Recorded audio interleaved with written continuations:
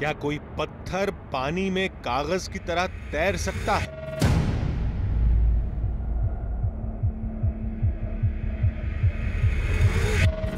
विज्ञान कहता है नहीं, ये प्रकृति के खिलाफ है। लेकिन 28 किलोग्राम का भारी भरकम पत्थर पानी पर तैर रहा है।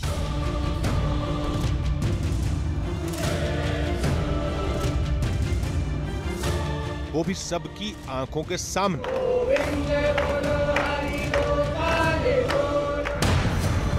मथुरा में कुछ लोगों का दावा है कि इसी यमुना नदी पर उन्होंने कुछ पत्थरों को तैरते देखा। एक पर्वत जहां आज भी मिलती हैं कृष्ण लीला की निशानियां। एक अद्भुत लेकिन रहस्यमयी श्री कृष्ण धाम जो हर चीज को अपनी तरफ खींचता है।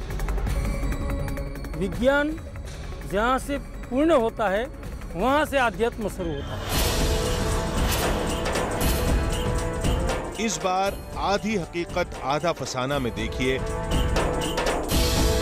भगवान श्री कृष्ण से जुड़ी 3 लीलाएं जहां पानी में भारी पत्थर तैरते हैं, जहां आज भी मिलते हैं भगवान श्री कृष्ण के कदमों के निशान। गुरुत्वाकर्षण के नियम के खिलाफ कन्हैया धाम की एक अलौकिक घटना। एक ऐसी दुनिया जहां विज्ञान के सारे सिद्धांत किताब के पन्नों में सिमट कर रह जाते हैं। इस बार श्री कृष्ण से जुड़ा एक ऐसा मायालोक जहां कदम कदम पर चमत्कार की चकाचौंध है। आज देखिए इन चमत्कारों में कितनी हकीकत है, कितना फसाना।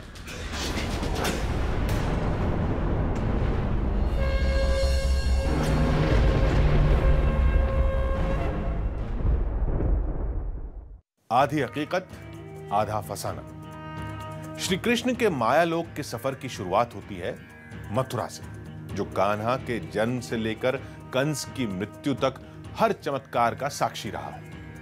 लेकिन इन दिनों मथुरा में एक चमत्कार के आगे सब सिर झुका रहे हैं। हमें बताया गया कि मथुरा की यमुना नदी में 2 पत्थर मिले जो पानी में तैरते हैं। पत्थर, वो भी पानी में तैरने वाले। सुनकर विश्वास नहीं हुआ, लेकिन दावा किया गया कि सैकड़ों आंखों के सामने यह चमत्कार रोज हो रहा है।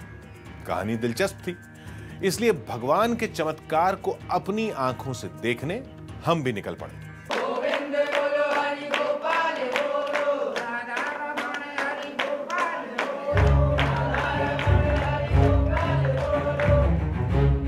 पानी में डालते ही एक छोटे से दिए को डूबने में वक्त नहीं लगता।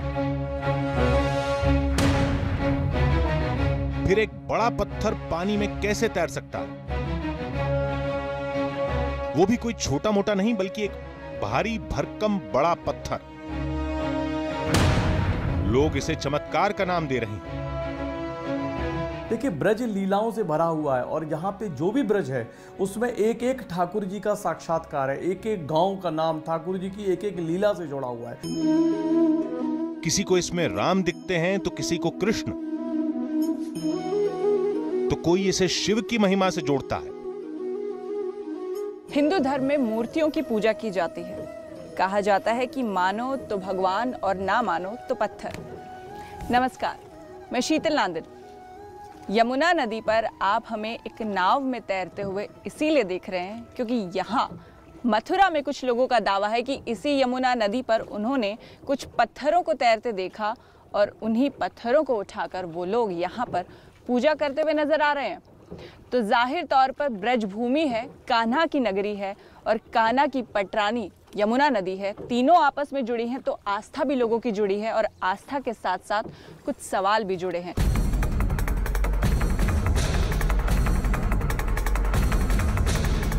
हम मथुरा भी पहुंचे, उस चमत्कार को भी अपनी आंखों से देखा और उसकी पूरी तरह से पड़ताल भी की।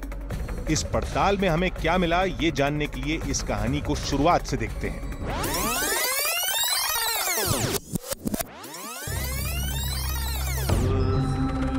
चमत्कार की तलाश में हमारी टीम रवाना हो गई।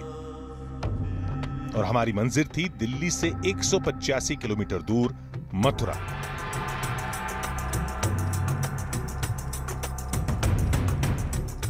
तैरते पत्थरों से जुड़ी रहस्य की पहेली को सुलझाने के लिए हम मथुरा के लिए रवाना हो गए, लेकिन हमें यह नहीं पता था कि मथुरा में वो पत्थर हमें कहां मिलेंगे। फिर भी हम आगे बढ़ते रहे। थोड़ी देर में हम मथुरा शहर से लगे एक गांव में पहुंच गए।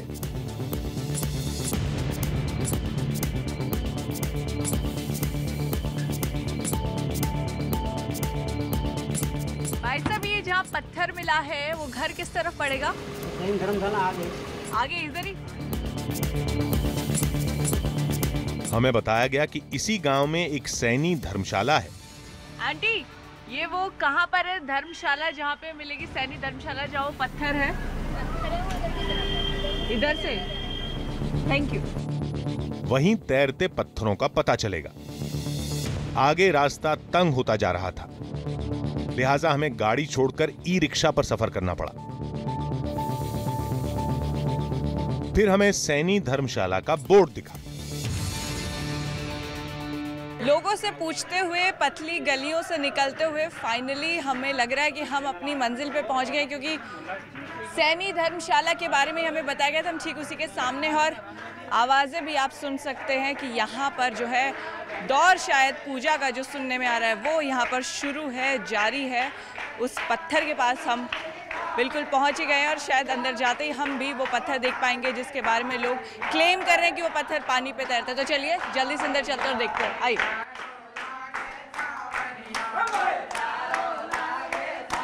धर्मशाला के अंदर नजारा बेहद अद्भुत था। बड़े टब के अंदर एक पत्थर तैर रहा था, और इस तैरते पत्थर पर आस्था की बरसात हो रही थी।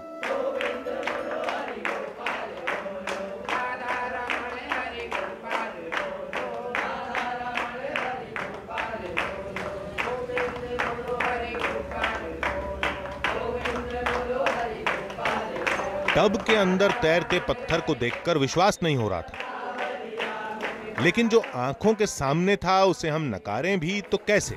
हम तो ये मानते हैं कि ये कोई दैविक चमत्कार है, जो कि हनुमान जी के टाइम में हनुमान जी ने जब पत्थर डाले थे वही पत्थर हो सकता है।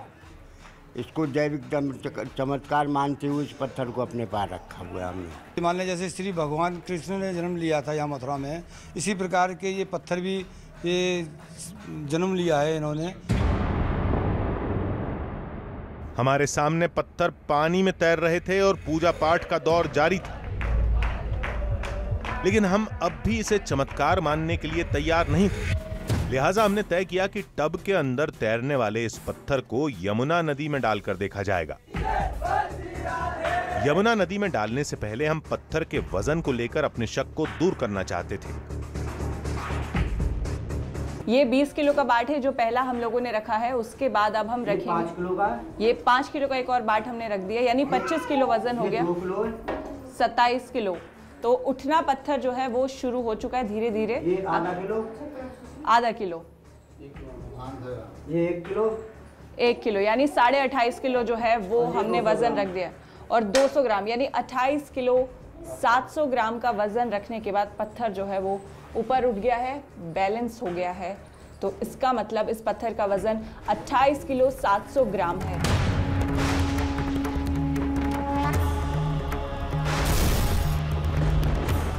अट्ठाईस किलो 700 ग्राम के वजन का पत्थर जो थोड़ी देर पहले टब के पानी में तैर रहा था, उसे लेकर हम यमुना नदी की तरफ बढ़े। अब सामने यमुना नदी की धारा थी और उसके किनारे रखा था वो चमत्कारी पत्थर। हम यमुना नदी के किनारे हैं और यहाँ पर अब ये पत्थर लेकर हम नदी के भीतर जाने वाले हैं। ये दो लोग हमारे इसमें मदद करेंगे और ये दोनों लोग जो हैं इस पत्थर को, जिसका वजन तकरीबन 28 किलो 700 ग्राम बताया जा रहा है, उसे यमुना नदी में लेके जाएंगे और हम इसे यहाँ पर तैरा कर देखेंगे। अब आगे आप जो देखने जा रहे हैं वो क्या सचमुच पत्थर यमुना नदी में तैरेंगे? ये जो दावा किया जा रहा है कि यमुना नदी में पत्थर मिले हैं, क्या ये पत्थर सचमुच यमुना नदी में तैरेंगे? क्योंकि ये पत्थर घर में जो पानी रखा था वहां तैरते हुए नजर आ रहे थे। तो चलिए देखते हैं। थोड़ी ही देर में गोताखोर पत्थर को लेकर नदी की गहराई में पहुंच गए। पत्थर को ट्यूब से नदी में गिरा दिया गया और पत्थर हमारी आंखों के सामने यमुना नदी के पानी में तैर रहा था।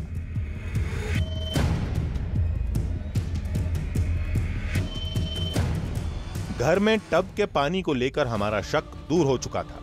28 किलो 700 ग्राम का पत्थर यमुना की लहरों पर एक कागज की तरह तैर रहा था। गोताखोरों ने पत्थर को डुबाने के लिए अपनी तरफ से पूरी कोशिश की, लेकिन पत्थर डूबने के बजाय तैरता रहा।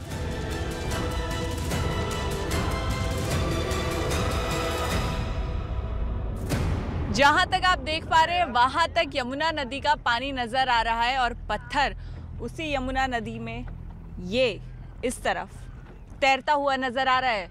ये नज़ारा जिसको देखने के लिए हम दिल्ली से मथुरा पहुंचे थे, ये नज़ारा हम अपनी आंखों से देख रहे हैं और आप लोग भी देख पा रहे हैं कि किस तरह से यमुना नदी के इतने गहरे पानी में ये पत्थर तैरता हुआ नजर आ रहा है। ये एक अद्भुत नज़ारा हम लोगों के लिए भी है और इंटरेस्टिंग, बहुत ज़्यादा इंटरेस्टिंग। कान्हा की नगरी में अब तक हमें जो दिखा वो आंखों का धोखा तो नहीं है, लेकिन क्या ये कोई चमत्कार है, इस पर हमें थोड़ा शक था। पुराणों की कथाओं को सुनने के बाद बारी थी विज्ञान को समझने की।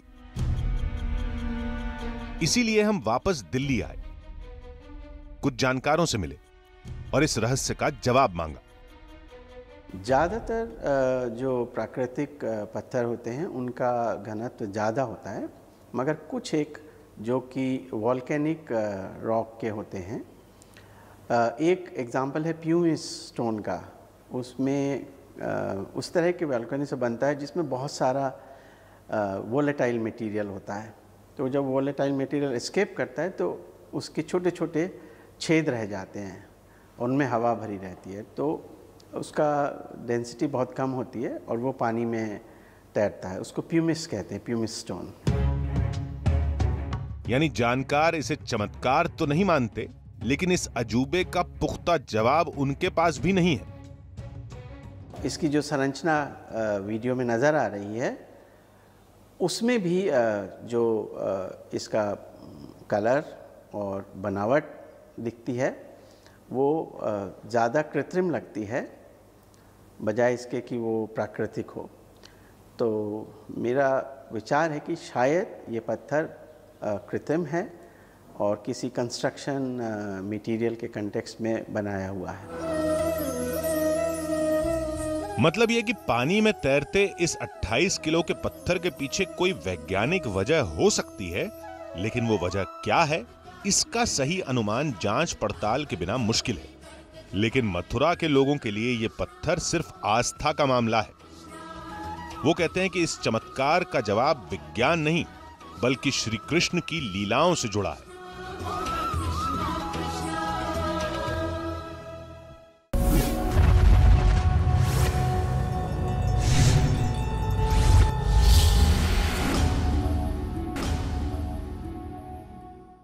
आधी हकीकत आधा फसाना। करीब 29 किलोग्राम वजन के पत्थर के पानी में तैरने की कोई वैज्ञानिक वजह हो सकती है, लेकिन इसका पक्के तौर पर जवाब नहीं मिल पाया।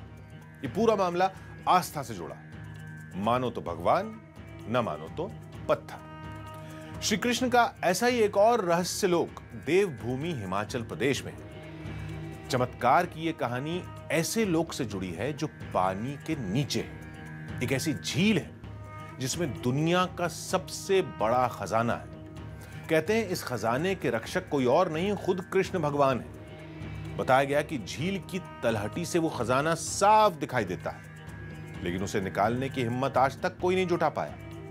दावा यह भी है कि शाम होते ही झील में कुछ हलचल होती है और वहां मौजूद कुछ रहस्यमय फूल नाग का भेष धारण कर लेते हैं। मंदिर के पुजारियों ने बताया कि अगर कोई शख्स रात के वक्त वहां ठहरे तो इस अद्भुत घटना को अपनी आंखों से देख सकता है। यह कोशिश हमने भी की और जो तस्वीर दिखी उसने होश उड़ा दी।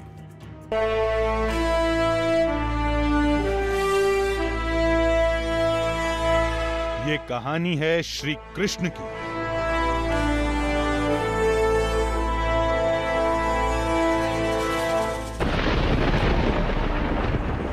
कलयुग में श्री कृष्ण के एक अद्भुत रूप की।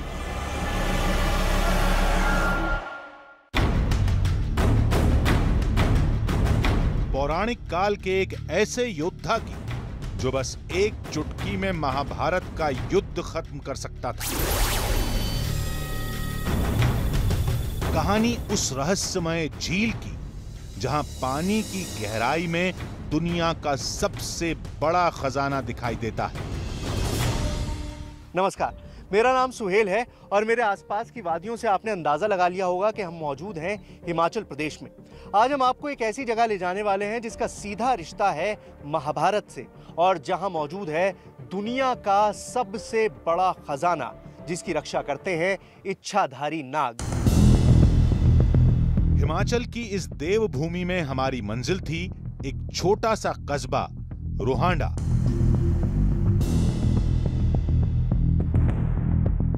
जहां से करीब 6 घंटे की मुश्किल चढ़ाई के बाद हमें तलाशनी होगी एक रहस्यमय झील जिसे देव कमरूनाग सरोवर कहते हैं।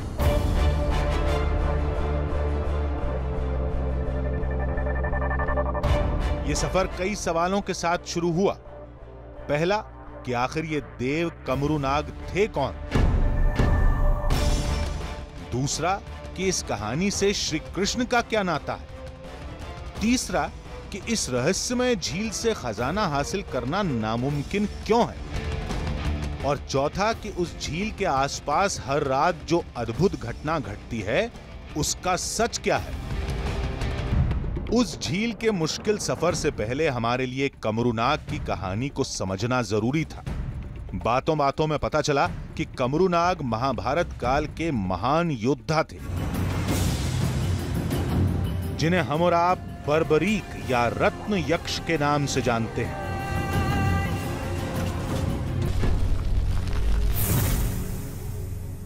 महाभारत में इसका जो विवरण आता है वो बर्बरीक के नाम से आता है। बर्बरीक जो है वो भीमसेन के पोते और घटोत्कच के बेटा और माता का नाम जो इनकी कामकंटा के नाम से महाभारत में इसका विस्तार पूर्वक विवरण आता है। शिव के 3 इसको वरदान प्राप्त थे कि जिस सेना की तरफ हार होगी, अगर बर्बरीक उस युद्ध में उस सेना का सहयोग देगा तो निश्चित उस सेना की विजय होगी। बर्बरीक यानी कमरूनाग की कहानी को समझने के बाद अब बारी थी इन पर्वतों पर एक मुश्किल सफर की, कमरूनाग झील को तलाशने की, उस खजाने को अपनी आंखों से देखने की और रात के अंधेरे में उस अद्भुत घटना को कैमरे में कैद करने की, जिसके मुताबिक सरोवर के पास मौजूद कुछ रहस्यमयी फूल नाग का भेष धारण करते हैं और खजाने की रक्षा के लिए तैनात हो जाते हैं।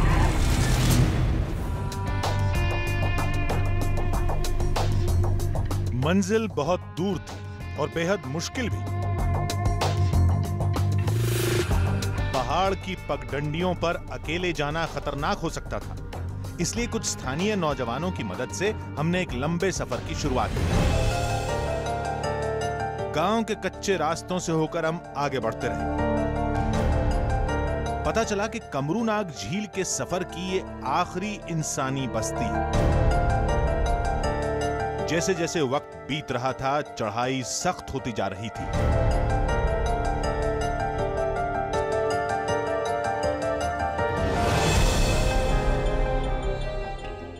करीब 6 घंटे की मुश्किल चढ़ाई के बाद हम देव कमरूनाग मंदिर की चहारदीवारी तक पहुंच गए। आगे का रास्ता सीधे उस चमत्कारी पौधे को तलाश रही थी जिस पर सांप की आकृति के फूल खिलते हैं और दावा होता है कि यही फूल रात के वक्त नाग का रूप लेते हैं और सरोवर में मौजूद खजाने की रक्षा करते हैं। लोग बता रहे थे कि उस फूल का मिलना बस किस्मत की बात है। हर दिन वो फूल किसी नई जगह पर खिलता है। हमने भी काफी देर तक किस्मत आजमाई, लेकिन थक हार कर बैठे ही थे कि किस्मत खुल गई। पिछले 6 घंटों से हम इस जंगल में ऊपर की तरफ चढ़ रहे हैं और मैं ख़ास तौर से कोशिश कर रहा हूं कि मैं इस तरह के एरियाज़ में जाकर और वो कोबरा लिली तलाश सकूं। अब इच्छाधारी नाग तो मुझे नहीं लगता कि मिलेगा, लेकिन कोबरा लिली भी इतनी देर नहीं रुके बात ही कर रहा था। और ये देखिए, ये है वो कोबरा लिली। अब आप खुद देखिए और समझिए कि क्या इसमें और सांप में कोई फ़र्क है। कंप्लीट बनावट जो है वो बिल्कुल सांप जैसी है और ये शानदार है।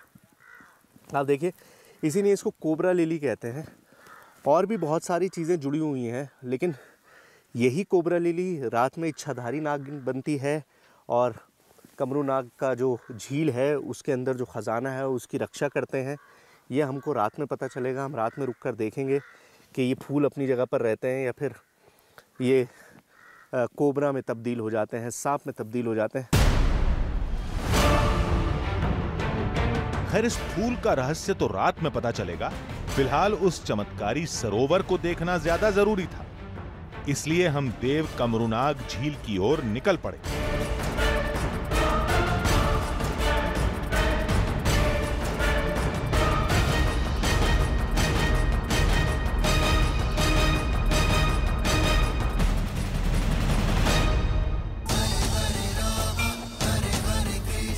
करीब 1 किलोमीटर की चढ़ाई के बाद हरी चादर में लिपटा एक सरोवर हमारे सामने था। पहली झलक में लगा कि आखिर इस सरोवर में ऐसा क्या है। कहीं सरोवर में दुनिया के सबसे बड़े खजाने की बातें सिर्फ फसाना तो नहीं। इस सवाल का जवाब मिला झील के दूसरे हिस्से में, जहां भक्तों की भीड़ सरोवर में सोने चांदी के गहने फेंक रही थी। अपने बेटे के लिए मुराद मांगने के बाद इस महिला ने हमारी आंखों के सामने ही चांदी की एक पायल देव कमरूनाग को दान कर दी। आपने क्या डाला अभी सरोवर में? मैंने पायलें चढ़ाई अपने बेटे के लिए। बेटा माना था कि जब बेटा मेरा पैदा होगा तो 10 साल का होगा, तो जब 10 साल का होगा तो मैं खुद आऊँगी और अपने हाथों से चढ़ाऊँगी, बेटे के हाथों से। तो आज मेरा बेटा 10 इयर्स का हो गया, तो फिर उसके थ्रू पायलें चढ़ाई। चांदी की? हाँ जी, चांदी की पायलें चढ़ाई मैंने। ऐसे एक दो नहीं, तमाम भक्त थे जो देव कमरूनाग झील में सोने चांदी के गहने चढ़ा रहे थे। सबसे ज्यादा हैरानी इस लड़की को देखकर हुई, जिसने इस मंदिर में आते ही देव कमरूनाग के आगे सिर झुकाया और हमारी आंखों के सामने ही गले से सोने की चेन उतारकर इस झील में चढ़ा दी।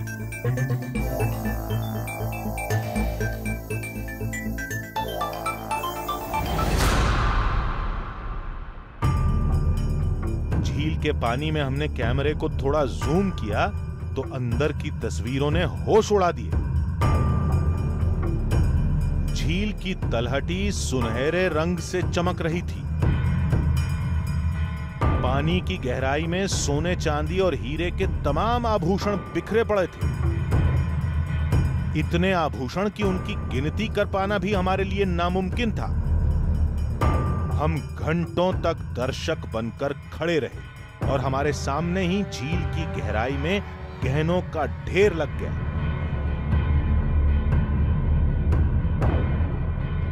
इंसान के लालच की कोई सीमा नहीं होती, और वो भी तब जब उसकी आंखों के सामने सोना, चांदी, हीरे जवाहरात पड़े हों। वैसे तो इस मंदिर और इस झील में सदियों से लोग आभूषण, सोना, चांदी और ना जाने क्या क्या डालते रहे हैं, लेकिन ऐसा भी नहीं है कि कभी किसी ने कोशिश नहीं की उस खजाने को हासिल करने की। भाई जाहिर है, दुनिया का सबसे बड़ा खजाना अगर आपको पता है कि एक जगह पर मौजूद है तो आप उसे निकालने की कोशिश तो करेंगे ही। बहुत से लोग हैं जिन्होंने कोशिश की, लेकिन फिर उनके हाल क्या हुआ ये भी जान लीजिए। यहाँ के लोग तमाम कहानियां सुनाते हैं और कहते हैं कि जब भी इस झील में मौजूद खजाने पर हाथ डालने की कोशिश हुई है, कोई ना कोई अपशगुन हुआ है। यहाँ पे काफ़ी समय पहले 2-3 दफ़ा कुछ शरारती तत्वों ने जाल बिछाकर कुछ चोरी करने की कोशिश की। तो जैसे ही ये लोग सोना चांदी लेकर अपने घर की तरफ निकलना शुरू हुआ, वो अंधे हो गए।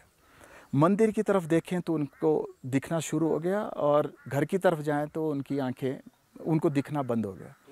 तो जैसे ही उन लोगों ने वो सारा का सारा जितना भी वैल्यूएबल्स लोगों के लिए थे वापस इसी सरोवर में डाले, तो और देवता से माफ़ी मांगी, उसके बाद तत्पश्चात ही वो लोग घर जा।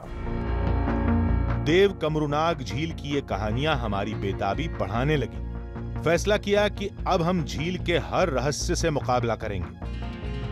आज देखेंगे कि क्या बिना इजाजत इस झील को हाथ लगाना वाकई नामुमकिन है।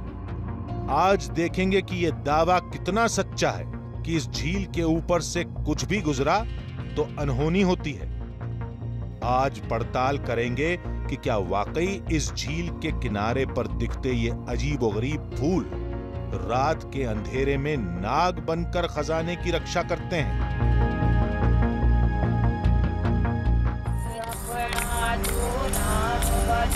शाम ढल रही थी और अंधेरा होते ही देव कमरूनाग मंदिर में हमारी तफ्तीश शुरू होने वाली थी। ज्यादातर भक्त अब लौट चुके थे और जो बचे थे वो वापस जाने की तैयारी में थे। देखते देखते सूरज बादलों में छिप गया और इस मंदिर से जुड़े दावों पर हमारी तफ्तीश शुरू हो गई। आज की रात हम इस मंदिर में ही बिताने वाले थे ताकि सदियों पुराने उन दावों की पड़ताल हो पाए। हम करीब 9,500 फीट की ऊंचाई पर थे। कंप कपा देने वाली सर्दी थी, लेकिन हम मंदिर के ठीक बाहर ही डटे थे। बहुत ज़्यादा ठंड हो गई और हम जब दिल्ली से चले थे तो वहाँ पे तापमान 45 डिग्री सेल्सियस था, तो उतनी तैयारी से हम नहीं आए थे। और यहाँ पर अब इस वक्त ठंड इतनी ज़्यादा है कि 1 मिनट भी बाहर गुजारना मुश्किल हो रहा है। लेकिन हम फिर भी कोशिश कर रहे हैं कि यहाँ पर रुके रहें, रात भर ये जानने की कोशिश करते रहें कि आखिर इस मंदिर से जो रहस्य जुड़े हुए हैं वो हैं क्या, और उनके पीछे कितनी हकीकत है और कितना फसाना। हमारा एक कैमरा झील के पास मौजूद उस रहस्यमय फूल पर नजर बनाए हुए था और दूसरा कैमरा सरोवर की हर हलचल को कैद कर रहा था। हमारी टीम रात भर मंदिर परिसर में ही घूम रही थी। अब तक नाग तो नहीं दिखा, लेकिन एक बात हैरान जरूर कर गई कि इस झील के आसपास न कोई कीट पतंगा दिखाई दे रहा था, न वो जीव जंतु जो पहाड़ों में बड़ी तादाद में मिलते हैं। यानी झील में कुछ तो था जो सामान्य नहीं था। दिन के उजाले में और रात के अंधेरे में हर चीज की रंगत में फर्क आ जाता है। दिन में जब हमने इस झील को देखा था तो इसमें एक हल्का सा मूवमेंट था, पानी में एक थोड़ा सा बहाव था, नोट बहते हुए मैंने देखे, हमने कैमरे पर रिकॉर्ड किए। लेकिन इस वक्त रात के 3 बजे ये पानी बिल्कुल थमा हुआ है। सरोवर की पड़ताल के बाद हम मंदिर में दोबारा लौटे तो सामना एक अचंभे से हुआ। रात के कई घंटे हमने जिस जगह पर बिताए थे उस जगह पर हमें वाकई 2 कोबरा लिली दिखाई दिए, यानी वही रहस्यमय फूल जिन्हें लेकर यहां हजारों दावे होते हैं। अब हम शाम से यहाँ पर हैं, पूरा दिन हमने यहाँ बिताया और रात में हम यहाँ पर हैं। अचानक मेरी नजर पड़ी कोबरा लिलीज पर। ये मंदिर के इस कोने में किसने रखी नहीं पता। मैं 10 बार यहाँ से चक्कर काट चुका हूँ, मुझे नहीं नजर आई। और अचानक ये 2 कोबरा लिलीज यहाँ पर दिखाई दे रही हैं। अब कहने को तो ये फूल है, लेकिन जैसा कि हमें बताया था लोगों ने, जैसे कि मान्यता है कि यहाँ पर 2 फूलों का जोड़ा हर रात होता है। लोग मानते हैं कि असल में वो नाग और नागिन का जोड़ा है, वो जोड़ा जो यहाँ पर हमेशा मौजूद रहते हैं। जब किसी की नज़र पड़ती है तो फूल में तब्दील हो जाते हैं, जब नज़र बचती है तो नाग बन जाते हैं। अब ये टूटे हुए फूल वो जोड़ा है या महज कहावत, कह नहीं सकते। इन फूलों का यहाँ होना सिर्फ एक इत्तेफाक भी हो सकता था। शायद इस मूर्ति की आड़ में ये फूल यहाँ पहले से ही रखे हों, जिन पर हमारी नजर नहीं पड़ी। वैसे भी हमारी दिलचस्पी उस अद्भुत घटना को देखने में थी जिससे जुड़े दावे यहाँ सदियों से हो रहे हैं। भरोसा तो नहीं था, लेकिन हमने आस नहीं छोड़ी थी। सुबह के पहले पहर तक हमारी टीम मंदिर में ही मौजूद रही। कुछ देर के इंतजार के बाद सवेरा हो गया। सूरज की पहली रोशनी में मंदिर का नजारा बेहद खूबसूरत था, लेकिन यह सुबह भी वैसी ही थी जैसी रोज होती है। 2 दिन तक देव कमरूनाग झील की पड़ताल के बाद हम इसी नतीजे पर पहुंचे कि यह झील करोड़ों लोगों की आस्था से जुड़ी है। यह भी माना जा सकता है कि यह जगह वाकई महाभारत काल से मौजूद हो। यह भी सच है कि इस झील में अरबों का सोना चांदी मौजूद है। हालांकि इसे दुनिया का सबसे बड़ा खजाना कहना फिलहाल जायज नहीं होगा। रही बात झील से जुड़े चमत्कार की, तो पिछली रात हमें ऐसा कोई सबूत नहीं मिला कि झील की सुरक्षा कुछ रहस्यमयी नाग करते हैं।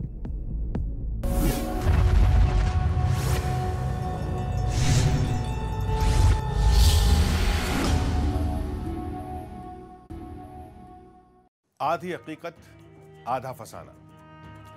भगवान कृष्ण से जुड़ी हमारी अगली कहानी बेहद दिलचस्प है। यह कहानी जुड़ी है गुजरात के एक बड़े कृष्ण धाम से। लोग कहते हैं कि उस धाम के सामने से गुजरती सड़क में कोई चमत्कार छिपा है। चमत्कार यह कि उस सड़क पर कोई भी सामान रखा जाए तो वो अपने आप श्री कृष्ण के धाम की ओर फिसलने लगता है।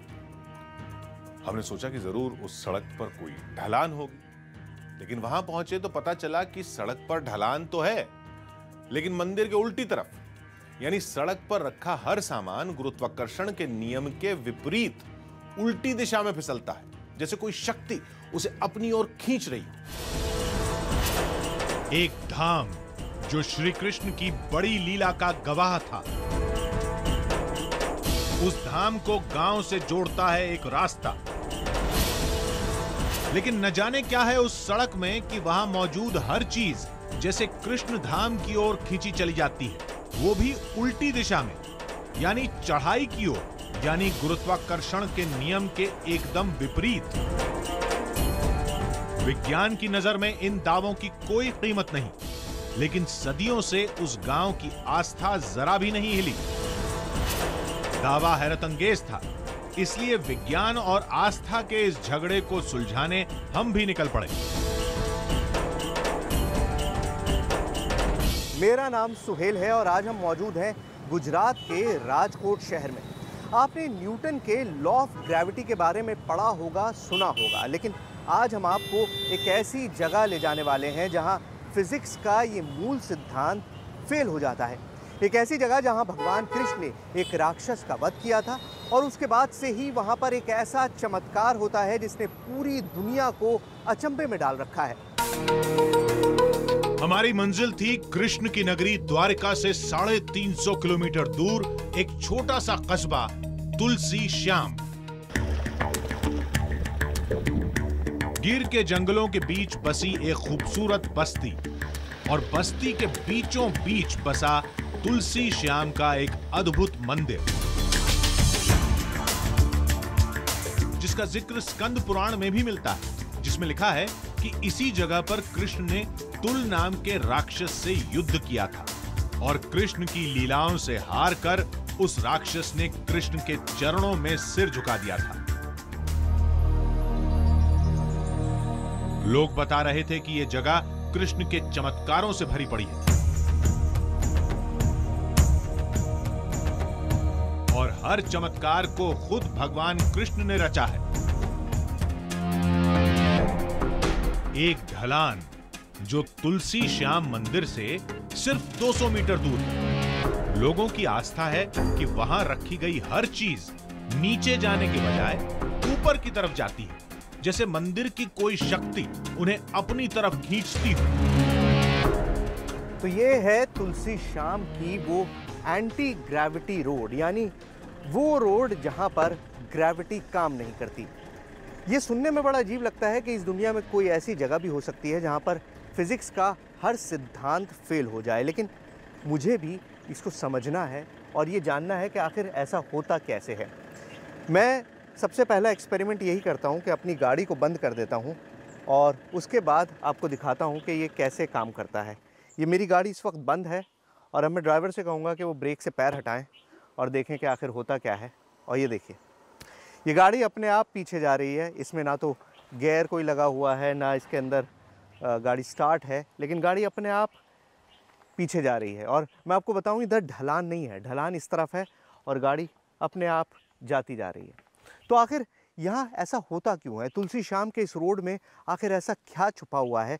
और जाहिर है आप सिर्फ इस गाड़ी को देखकर मेरी बात नहीं मानेंगे, इसीलिए मैं आपको और बहुत सारे एक्सपेरिमेंट्स करके इस रोड के बारे में, इस रोड की हकीकत के बारे में दिखाऊंगा, बताऊंगा।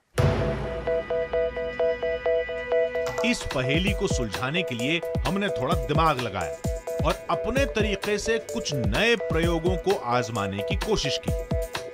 रोड की जो ढलान है वो इस तरफ है, लेकिन फिर भी आपको यकीन दिलाने के लिए मैं खुद अपने हाथ से इस पेंट से इस रोड पे निशान बना देता हूँ, ताकि आपको अंदाज़ा रहे कि कोई भी चीज़ अगर हम इस रोड पे रखें तो उसे किधर जाना चाहिए।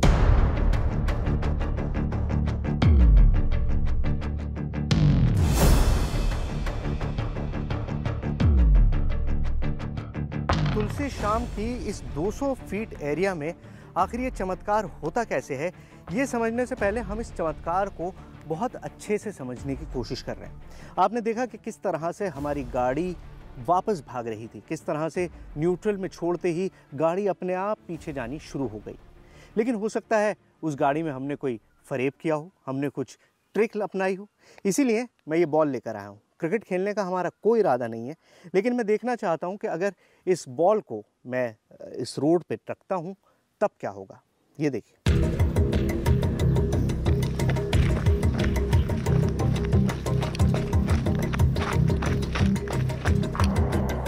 हम भी हैरान थे कि ये क्रिकेट बॉल ढलान पर उतरने के बजाय चढ़ाई की तरफ जा रही थी।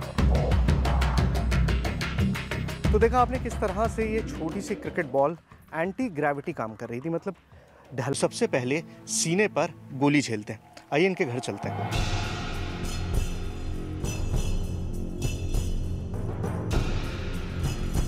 फौज में तो खुश होकर गए थे। चलो मौत भी तो अच्छी हुई है, शहीद होया मेरा बच्चा, छोटी उम्र का है, इतनी उम्र भी तो नहीं है उसकी। थोड़ा पीछे तो दाग लगा गया हमको। उसके छोटे छोटे बच्चे जड़े नज़र आएंगे, उसकी बीवी नज़र आएगी, मन तो जलता है ज़्यादा। मरना तो अंदर आगे भी है तो पीछे भी है। वो तो चलो ठीक है, होला पार लेके चल गया। हमारी जो ज़िंदगी है वो थोड़ी बर्बाद कर गया।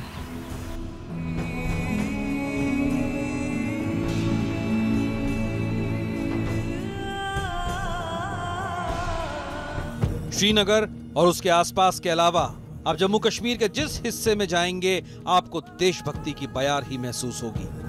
नौजवानों में नहीं, पाकिस्तान के, हम हिंदुस्तान के रहने वाले हैं, हिंदुस्तान में रहेंगे और इज्जत से रहेंगे, इज्जत से जिएंगे। बूढ़ों में हमें तो यहाँ रहना है, जब से पैदा हुए यहाँ, तो हम क्यों जाएंगे यहाँ से। और इन मासूम बच्चों में भी। भारत माता की, भारत माता की, भारत माता की।